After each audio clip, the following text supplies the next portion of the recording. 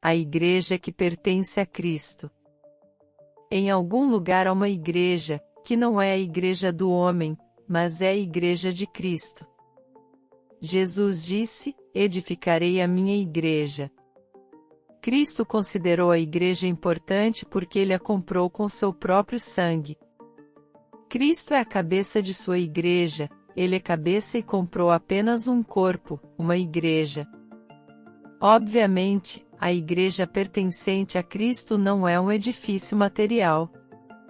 A palavra igreja, substantivo coletivo, significa literalmente os chamados para fora, e é usada na Bíblia com referência a pessoas chamadas para fora, homens e mulheres que obedecem ao chamado do Evangelho.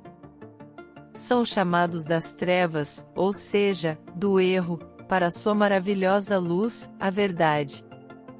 A Igreja de Cristo no Novo Testamento é simplesmente a igreja pertencente a Cristo.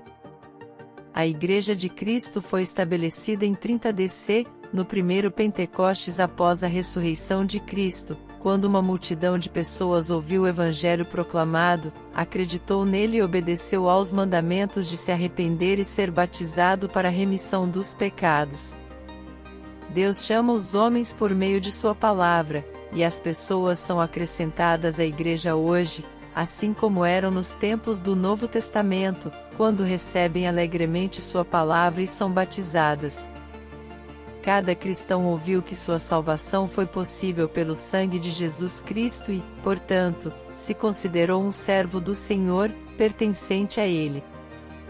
As atividades e obrigações do indivíduo, mesmo resultantes daquelas de relações domésticas, cívicas e sociais, eram como para o Senhor. O cristão glorificou a Deus tanto como indivíduo quanto por meio de sua parte no trabalho coletivo da comunidade cristã. A igreja como um todo é como um reino, com Cristo como rei, e seus seguidores como cidadãos. O reino está dentro, e a pessoa se aproxima do reino quando chega a entender a verdade. Cristo reina nos corações dos cristãos individuais que recebem sua palavra e o servem.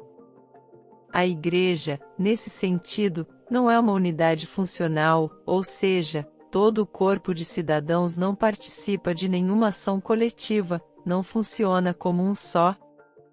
O Novo Testamento fornece a organização externa para a Igreja Universal, sem obediência, sem oficialismo, mas, ao contrário, ensina que um é o seu mestre, Cristo, e todos vocês são irmãos. Os cristãos fiéis não irão além disso.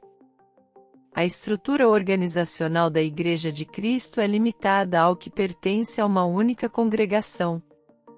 Como existem funções da Igreja que forneceram ação coletiva, encontramos cristãos nos tempos do Novo Testamento trabalhando juntos em unidades que podemos chamar de igrejas locais, ou congregações.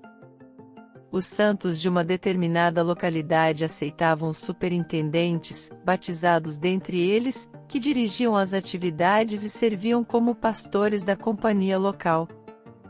Esses pastores não eram senhores da herança de Deus, mas governavam pelo exemplo de seu próprio rebanho.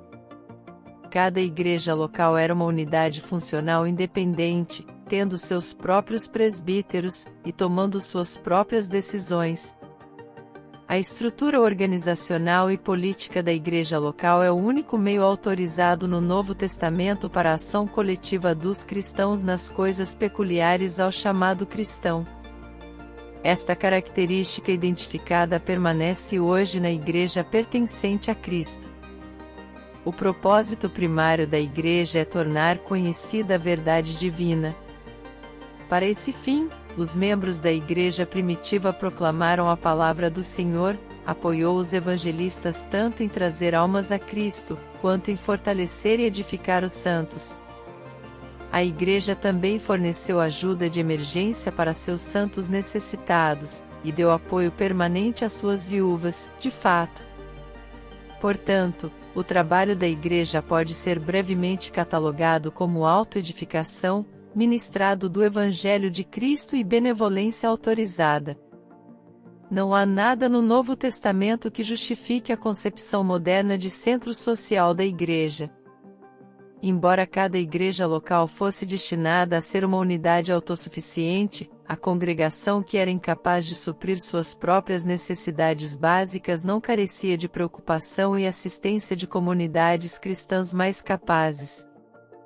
Por ação independente concorrente, as igrejas com abundância sustentavam pregadores em campos novos ou fracos e supriam as necessidades de congregações carentes.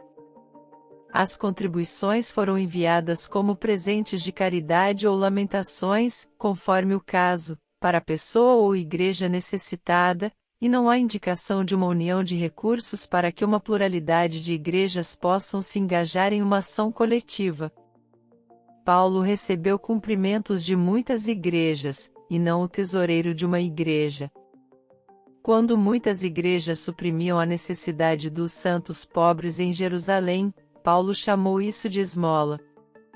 Os enviados das igrejas eram apenas meios de transporte, servos e não superintendentes dessa ação benevolente, e foram escolhidos por cada igreja independentemente.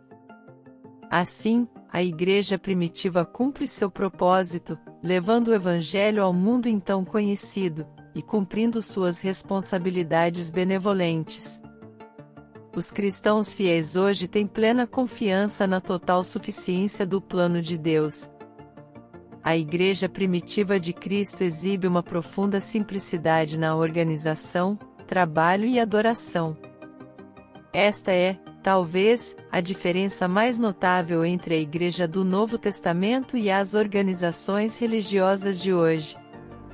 Os esforços do homem para impressionar e realizar pela centralização e organização têm sido aparentes desde tempos remotos. Estudiosos astutos do comportamento humano atribuem isso como resultado de um sentimento arraigado de insegurança. A chave para a diferença entre as religiões populares e a Igreja de Cristo é a fé. Os verdadeiros cristãos, sabendo que não é o homem que está dirigindo seus próprios passos, obedeceu sua confiança em Cristo. Eles andam pela fé, não pela vista. Suas armas não são carnais. Eles sabem que Deus é a maioria. Não há melhor caminho do que o caminho de Deus. A Igreja do Novo Testamento não tinha credo próprio, nem padrões humanos, nem confissões de fé sectárias. A unidade foi alcançada através da aceitação de um único padrão de autoridade, a vontade divina expressa em Jesus Cristo. Homens inspirados entregaram e confirmaram a vontade de Cristo, colocaram este testamento em forma escrita, para que possamos, após sua morte, ter essas coisas sempre em memória. A igreja que pertence a Cristo deve se contentar em falar onde a Bíblia fala, e permanecer em silêncio onde a Bíblia está em silêncio. É presunção atribuir o nome de Cristo ao que não é dele, não de acordo com a sua vontade. É errado chamar a Igreja do Senhor por um nome humano. Cristo foi crucificado por nós, os verdadeiros cristãos foram batizados em nome de Cristo. O que poderia ser mais obviamente certo do que a igreja que pertence a Cristo, usar o seu nome? De fato, não há nenhum outro nome debaixo do céu, dado entre os homens, pelo qual devamos ser salvos. A semente do reino é a palavra de Deus. Foi-nos prometido que esta semente dura para sempre. Esta semente, recebida em corações honestos e obedecida, produzirá cristãos do Novo Testamento. A igreja pertencente a Cristo será hoje, assim como foi nos dias dos apóstolos. Pedimos que você investigue a Igreja de Cristo em sua comunidade. A verdadeira igreja terá as características descritas neste artigo, mas não dependerá deste ou de qualquer outro artigo feito pelo homem para seu meio de identificação. Você será convidado a pedir autoridade bíblica para todas as coisas ditas e feitas. Os cristãos do Novo Testamento estão sempre prontos para dar uma resposta a todo homem que questiona. Examine as Escrituras diariamente, e você verá que essas coisas são assim.